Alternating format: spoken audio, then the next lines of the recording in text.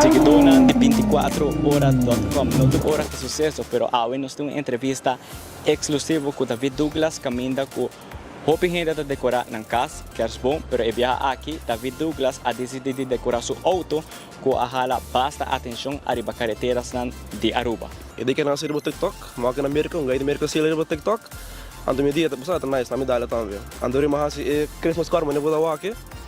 É Nissan Fairlady, ando mandou dia e meio para sair. Dus por dia e meio, cultura é plug bang nang, ando com primo sair, é Leon Trump, que não come. Antum tayo operasyon ko pinto biro man basta loko pe para ang banding kami inda sa kapatra e em câmera anto se é basta nice bom se como talento back spirit para Páscoa de Aruba. Bom mensagem, último mensagem para fim de ano. Bom Páscoa, bom ano to gente. Vai reserva caminho no biro borrachi. Enjoy os holidays.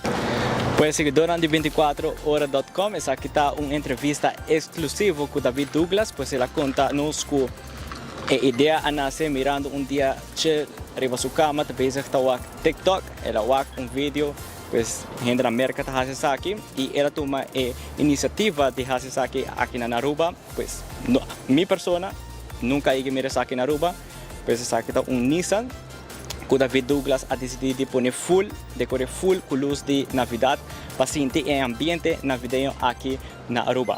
Nós desejamos feliz Navidad e bom Páscoa.